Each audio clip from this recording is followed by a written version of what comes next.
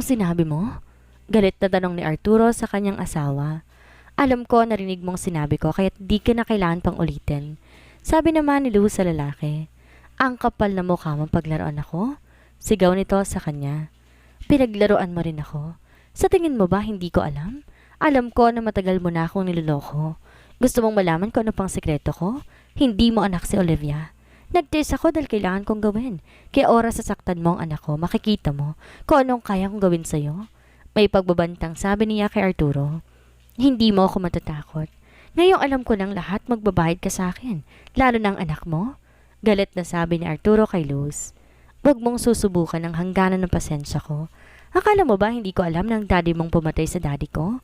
Ilang araw na lang malalaman mo rin ang dahilan kung ba't ko pinalabas na kasal tayo. Kalmado niyang sabi bago umakyat ng silid nila. Galit na galit si Arturo. Hindi siya makapaniwala. Kailangan niyang alamin kung nagsasabi ba ng totoo si Luz. Hindi siya magpapatalo. Kung totoo man sinasabi nito, magbabayad ito ng mahal. Hello, kailangan kong tulong mo ngayon. Kausap ni Arturo sa taong laging tumutulong sa kanya. Mabilis tong umalis para puntahan ng taong yon. Bakit ka nandito? Tanong nito kay Arturo. Ihiram sana ako ng pera, boss. Kailangan ko lang ngayon. Parang maamong tuta na sabi ni Arturo sa misteryosong lalaki. Isa tong lalaki nakasuot ng maskara. Sa pagkakaalam niya, ubod to ng yaman. Wala pang nakakakita sa mukha nito. Halos lahat ng businessman. Palugi ang negosyo sa kanya nangungutang. Anong kukunin kong kapalit kapag di ka nakabayad sa akin? Tanong nito na parang isang hari. Ang kumpanya namin. Mabilis sa sagot ni Arturo. Nilatag kaagad ang kasunduan nila. Mabilis tong kausap kapag kumpanyang pinag-uusapan. Kagad din niyang binigay ang pera kay Arturo. Maraming salamat, boss. Sabi ni Arturo at saka ito umalis. Nang makalisto, naiwan ng misteryosong lalaki at ang kanyang sekretary. Kailan mo balak magpakilala sa kanya? Tanong ng sekretary niya. Hanggang sa makuha ko ng lahat sa kanya? Pahihirapan ko siya kagaya ng pagpapahirap niya kay Olivia. Sagot naman ito sa lalaki. Para sa misteryosong lalaki, walang mas mahalaga kaysa kay Olivia. Di niya nahahayaang mahirapan pa to. Gagawin niyang lahat para ilayo to kay Arturo. Ginagawa niyang lahat ng to para maging ligtas ang lahat at di mapunta sa ibang lahat ng meron si Olivia. Simula nang bumalik si Olivia, hindi na muna siya pumasok sa trabaho. Minsan nasa kumpanya siya ni Gab. Minsan naman dinadalaw niya ang mga kaibigan niya. Nanatiling lihim ang kasal nila. Ang buong akala nila no label pa rin silang dalawa ni Gab. Di pa niya kayang aminin na kasal na sila, lalo na di pa alam ng mga parents ni Gab ang nangyari. Nagtataka rin siya dahil walang lumabas na balita tungkol sa hindi na tuloy na kasal nila ni Joshua. Han, kinakabahan ako, sabi niya kay Gab. Kasalukuyan silang nasa biyahe papunta sa mansyon ng mga Miranda. Han, mabait si Mom. Alam ko magugustuhan ka niya. Saad naman ni Gab sa kanyang asawa. Sa tingin mo? Tanong pa niya sa kanyang asawa. Of course. At kung ayaw man niya sa'yo, tayo naman ang magsasama, Han. Kaya naman kitang buhangin gamit ang sarili kong pera. Assurance ni Gab kay Olivia. Thank you, Han. Aniya sa asawa niya. Ilang sandali pa nakarating na sila sa bahay ng kanyang asawa. Kabado man pinilit niyang maging relax. Hawak kamay silang pumasok sa loob at may magandang babae ang sumalubong kay Gab. Mabuti naman nakauwi ka na dito, anak. Masayang sabi nito. Namiss kita, Mom. Sorry kung ngayon lang ako nakauwi. Nagulat naman si Olivia dahil hindi niya inaasahan, ito pala ang mommy ni Gab. Tumingin to sa kanya. Medyo nailang siya pero pilit niya itong nginitian. Good evening po, Mommy. Nahihiyang sabi niya sa ginang. Mommy? Nagtatakang tanong ng ina ni Gab sabay tingin sa kanyang anak. Mom, meet my wife, Olivia Peralta. Nakangiti pang pakilala ni Gab sa kanyang asawa. Wife? Peralta? Galit na tanong ng mommy ni Gab. I'm sorry, Mom. Hindi ko po nasabi sa inyo kagad. Pak! Sinampal si Gab ng mommy niya. Nagulat naman si Olivia. Mabilis niyang hinawakan ng kanyang asawa. Nagpakasal ka nang di mo sinasabi sa amin? Nasaan ang utak mo? Higit sa lahat, bakit sa Peralta pa? Galit na sigaw nito at sasampalin ulit si Gab, pero kagad dumarang si Olivia kahit siya nang tamaan nito. Ako na lang po ang saktan ninyo. Wag po ang asawa ko. Ako po ang namilit sa kanya na magpakasal kami. Umiiyak na sabi ni Olivia sa ginang. Han, ano bang sinasabi mo? Alam mong hindi totoo yan? Sabi ni Gab sa kanyang asawa. Hindi niya hayaang sabihin niyo ng asawa niya sa harapan ng mommy niya. Pinalaki kitang maging matalino pero bobo ka pala. Hindi ko matatanggap ang asawa mo. Makakaalis na siya sa pamamahay ko. Galit na sigaw nito kay Gab. Aalis po kami, Mommy. Kala ko pa naman kayong unang makakaintindi tatanggap sa kanya. Pero nagkamali ako. Anong pinagsasabi mo? Hindi ka aalis ng bahay. Ang babae lang na yan ang pinapaalis ko. Magkasama kaming pumunta dito. Magkasama rin kaming aalis. Matapang na sabi ni Gab sa kanyang mommy. Mas pinipili mo siya kaysa sa aming pamilya mo. Alam mo kung anong ginawa ng daddy niya sa tita mo. Nakalimutan mo na ba yon? Hindi po niya kasalanan ang kasalanan ng magulang niya. Pinagtatanggol pa rin si Gab sa kanyang asawa. Han, tama na. Mommy mo pa rin siya? Pagpapakalma ni Olivia kay Gab dahil panay ang sagot nito sa mommy nito. Kasalanan niya. Iisang dugo ang nananaligtay sa pagkatao niya. Babalik na lang ulit kami dito. Kapag kalmado na kayo, aalis na po kami, Mom. Paalam niya sa mommy niya. Kapag lumabas ka dyan, wala ka nang babalikan pa, Gab. May pagbabantang sabi ng ginang. Han, ako na lang aalis. Dito ka na lang. Umiiyak na sabi ni Olivia sa kanyang asawa. No, Han. Hindi kita kayang pabayaan lang. Mahal na mahal kita. Sabi ni Gab kay Olivia. Lalo naman siyang naiyak sa sinabi nito. Hibang ka na nga. Galit na anas ng mommy ni Gab. Habang palabas sila, marami sinasabi ng mommy ni Gab. At lahat ng yon di pinansin ni Gab. Alam niyang di siya maintindihan ng mommy niya sa ngayon. Kaya mas pinili niyang umalis kasama ng asawa niya. Han, huwag ka na sumama sa akin. Isipin mong mommy mo. Umiiyak na sabi ni Olivia sa kanyang asawa. Han, saradong isip niya sa ngayon. Magtiwala ka sa akin. Kilala ko ang mommy ko. Pero ayoko magkasira kayo ng dahil sa akin. Umiiyak pang sabi niya sa kanyang asawa. Han, look at me. Maayos din ang lahat, magtiwala ka lang sa akin, okay? Pilit niyang pinapakalma ang sarili at tumingin siya sa kanyang asawa. Kailangan niya magtiwala sa asawa niya. Niyakap niya to at umuwi lang sila ng condo unit nila. Naging maayos ang pagkasama nila ni Gab. Hindi lang maiwasan ni Olivia na malungkot sa sitwasyon nila ngayon. Di rin mawala sa isip niyang sinabi ng mommy ni Gab na kasalanan ng daddy niya. Gustuin man niyang magtanong kay Gab ngunit wala siyang lakas ng loob na magtanong.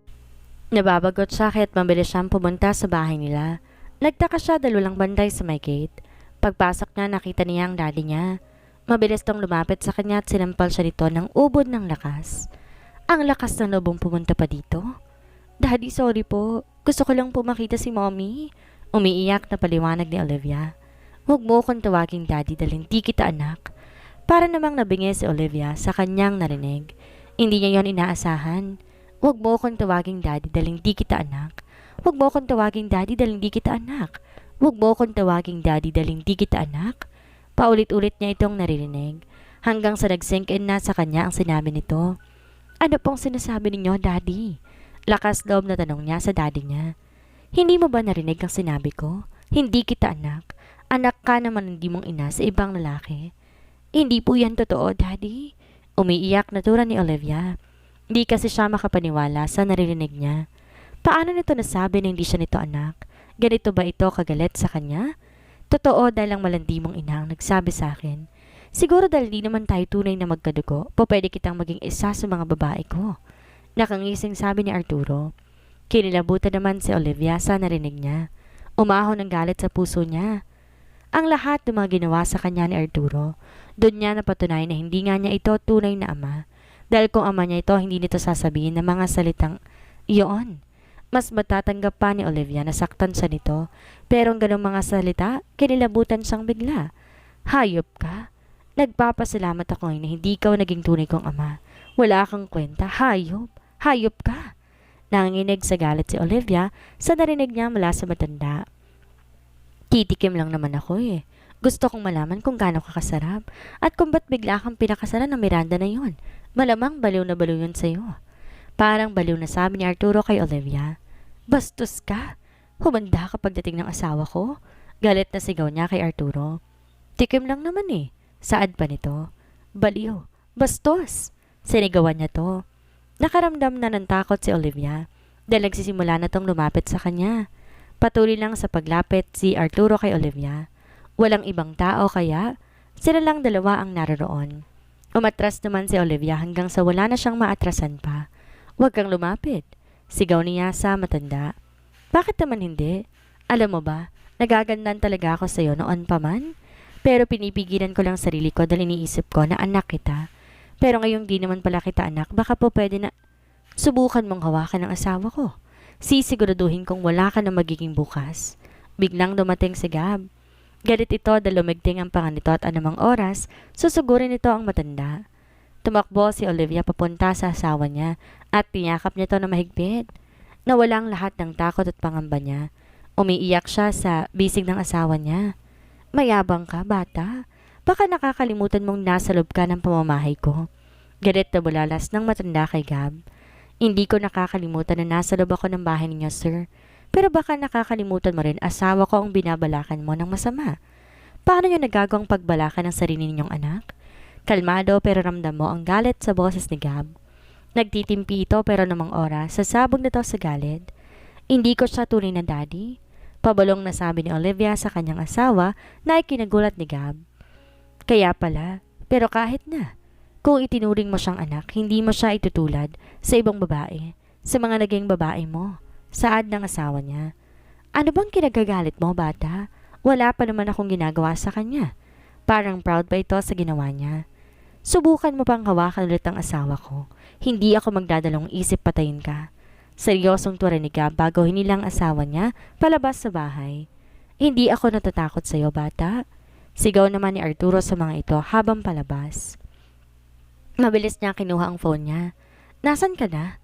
Bilisan mong pumunta dito sa bahay? Kailangan kita ngayon para paligayahin ako. Utos ni Arturo sa kausap niya sa telepono.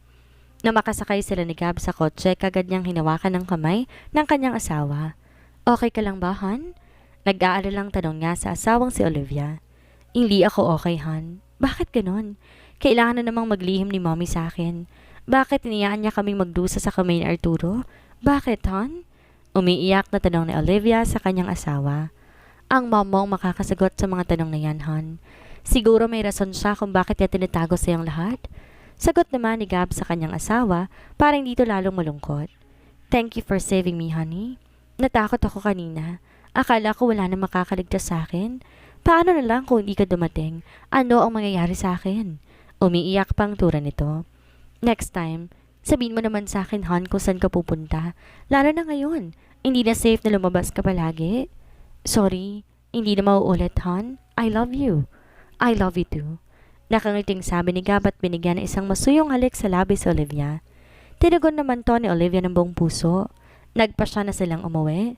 Matamlay si Olivia dahil sa nalaman niya. Wala siyang ganang kumain. Nagkulong lamang ito sa kanyang silid at hindi naman ito ginambaran ni Gab. Binigyan niya ng time ang asawa niya. Alam niyang kailangan itong mag-isa. Alam niya kasing nagulat to sa mga nangyari at sa nalaman nito tungkol sa pagkatao niya. Nasasaktan din si Gab at kung maaari, ayaw niya na sanang umiyak ang kanyang asawa. Samantala, habang nasa silid silang mag-asawa, paulit-ulit tinatawagan ni Olivia ang kanyang ina. Ngunit hindi ito matawagan. Nag-aalala siya.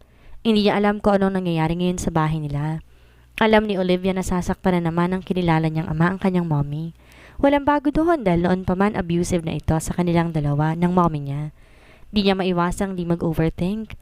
Paano kung patayin to ni Arturo? Binalot ng takot ang puso ni Olivia. Mabilis siyang tumayo para lumabas. Nagulat naman si Gab dahil parang nagmamadali ang asawa niya, kaya't mabilis niya tong nilapitan. What are you going, Han? Tanong niya rito. Kay Mommy, Han, natatakot ako. Hindi na siya sumagot sa akin. Baka may gawin sa kanya si Arturo? Natatakot ako, Han. Please puntahan natin siya. Umiiyak na sabi ni Olivia sa kanyang asawa. Han, relax. Wala siyang gagawin sa mommy mo. Alam ko na kayang protektahan ng mommy mo ang sarili niya. Pag-aaral ni Gab sa kanyang asawa. Magtiwala ka lang, Han? Siguro nga hindi mo kilala ang mom mo pero matalino siya. At palagi niyang sinasabi sa akin alagaan kita at protektahan. Gumagawa siya ng paraan para protektahan ka niya. Si Arturo ang kinikilala mong ama. May malaking kasalanan sa pamilya namin. Parang naiiyak na sabi ni Gab. Han, kung hindi ka nang sabihin sa akin, okay lang. Huwag mo nang sabihin sa akin.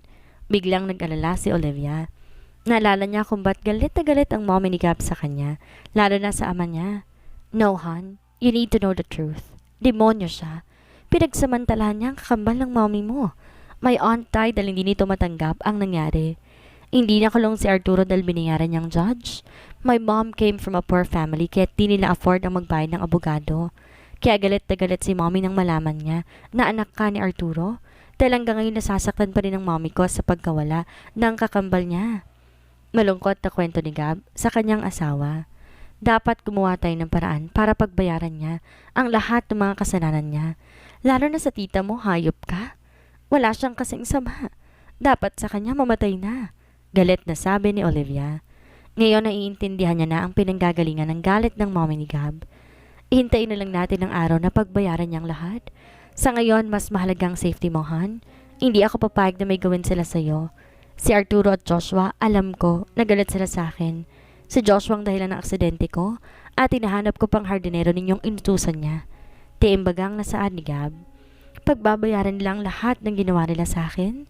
Hindi ko lang alam kung anong gagawin ko dahil wala si mommy. Marami akong itatanong sa kanya. Isa na ron kung sino bang tunay kong ama. Sino nga bang tunay kong daddy? Tanong ni Olivia sa kanyang sarili. Hindi man nais ni Gab na makitang nalulungkot ang kanyang asawa, wala siyang magawa. Alam niyang nahihirapan to ngayon, lalo na sa dami ng nangyari nung nakaraan. Han, sasama ka ba sa akin? Papasok na ako sa office. Tanong niya sa asawa niya. Hindi na, Han. Dito na lang ako sa bahay. Sagot naman ni Olivia. Gusto mo bang mamasyal tayo? Tanong niya ulit kay Olivia. Han, I'm fine. No need to worry about me. I'm totally fine. Pumasok ka na sa office. Tatawag ako pag may kailangan ako sa'yo. Sabi ni Olivia sa kanyang asawa. Are you sure, Han? Opo. Magluluto ako ng lunch mamaya. Pupunta ako sa office mo para sabay tayo mag-lunch. Nakangiting tura ni Olivia kay Gab. Okay, Han. Sarapan mo, ha? Dapat kasing sarap mo rin. Pabirong sabi ni Gab sa asawa niya. Opo. Pero Han, paano kung mas masarap pa rin ako? Natatawa niyang tanong sa asawa niya. Shit, parang ayoko niyang pumasok ng trabaho, Han. Pumasok ka na po. Nagbibiro lamang ako, Han. Nakangiti niyang sabi kay Gab at sinamahan niya to na lumabas sa unit nila. Call me kapag gusto mo ng kausap, ha? Paalala ni Gab sa kanya sabay halik sa labi niya. Napangiti naman si Olivia dahil sobrang lambing ng asawa niya sa kanya.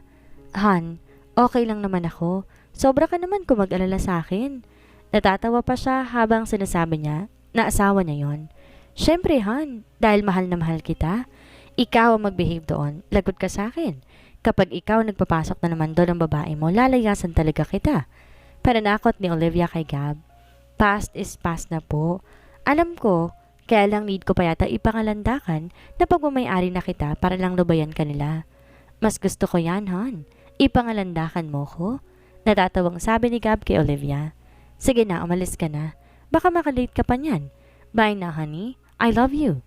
Ingat ka. I will, hon. I love you more. Natatawa na lang si Olivia dahil ang kulit ni Gab. Panay bukas sarang ginawa sa elevator. Umalis ka na. Masisira mo pa yan. Pagtataboy ni Olivia sa asawa niya, pero tawa lang ang naging sagot nito sa kanya. Nakahinga naman na maluwag si Olivia nang tuluyan na makaalis si Gab. Naglakad na siya pabalik sa unit nila nang bigla humarang sa daraanan niya sa Celine.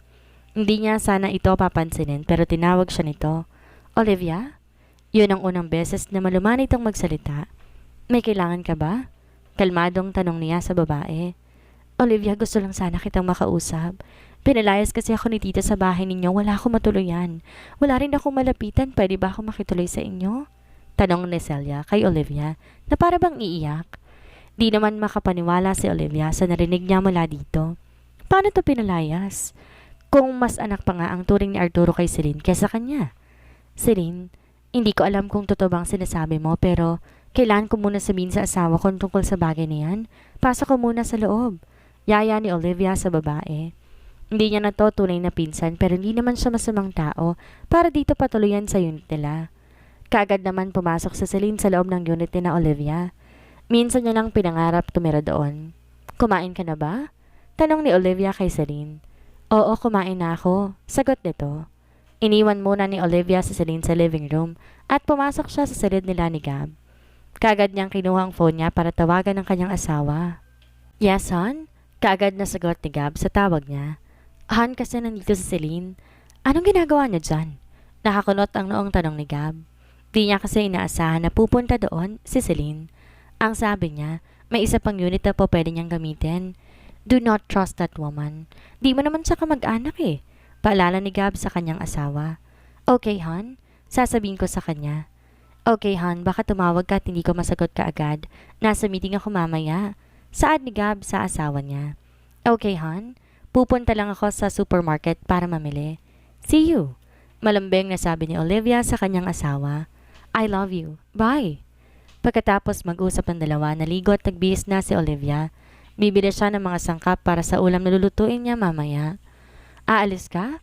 Pambungad na tanong ni Celine sa kanya pagkalabas niya sa silid nila. Oo, pupunta lang ako supermarket. Gusto mo bang sumama? Tanong niya kay Celine. Hindi na, may pupuntahan din ako.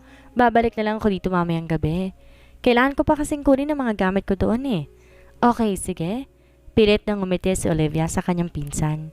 Nauna namang lumabas si Celine kesa sa kanya. Naglista muna siya bago siya umalis. Nakarating siya sa supermarket at nagsimula ng mamili. Nang nabili niya ng lahat, nagdesisyon na si Olivia na umuwi na. Masaya itong nagluluto ng ulam na dadalhin niya sa asawa niya. Ito ang pangarap ni Olivia, ang pagsilbihan ng kanyang asawa. Pagkatapos ito magluto ay naligo na ulit siya. Suot ang simpleng dress, pumunta na siya sa kumpanya ni Gab. Pagdating niya ay kaagad na siyang binati ng mga empleyado ng asawa niya. Napangiti na lamang si Olivia dahil mukhang natatandaan siya ng mga ito.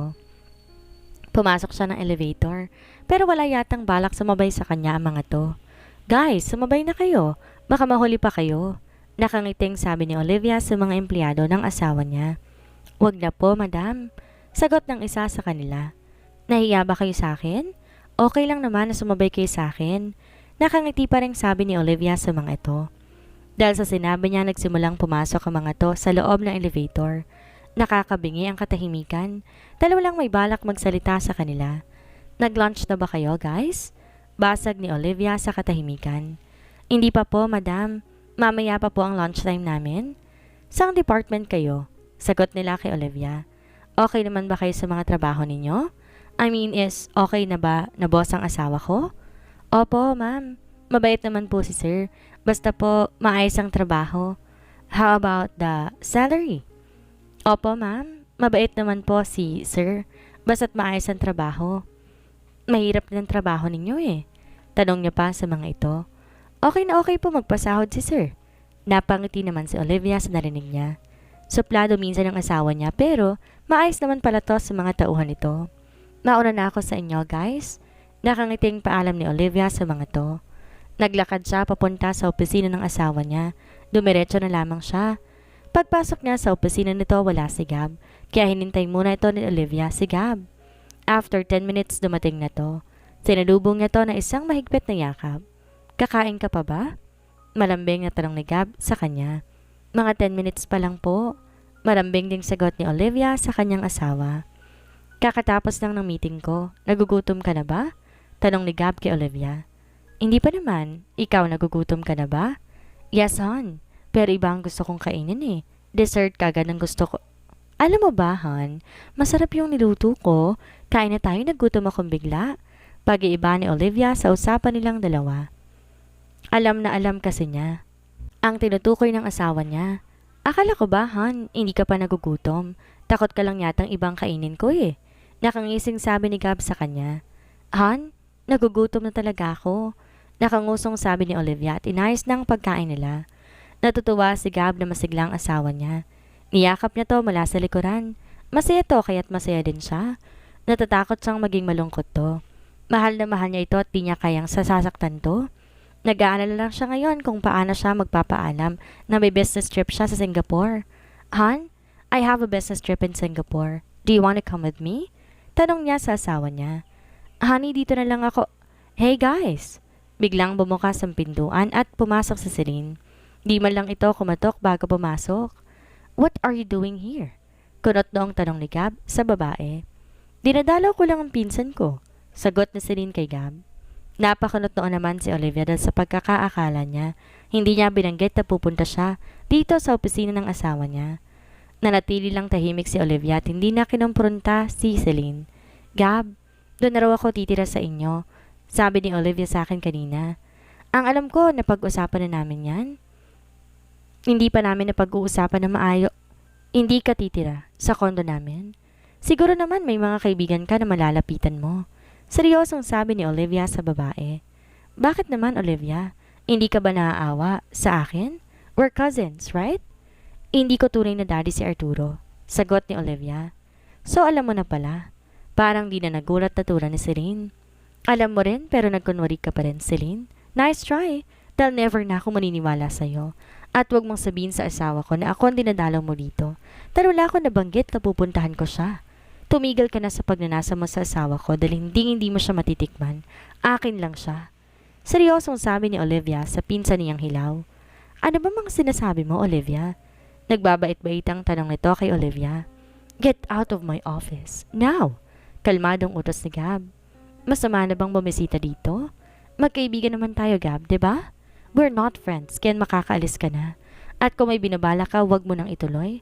Mahal na mahal kong asawa ko at hindi mo siya kayang pantayan. Ayoko sa babaeng kung sino lang pinapatulan. Huwag kang magmalinis dahil babaero ka rin at magkatulad lang tayong dalawa. May panguuyam na sabi ni Celine kay Gab. Hindi tayo magkatulad dahil lahat ng pinapatulan ko malinis at fresh. Ikaw, wala ka nang pinipili.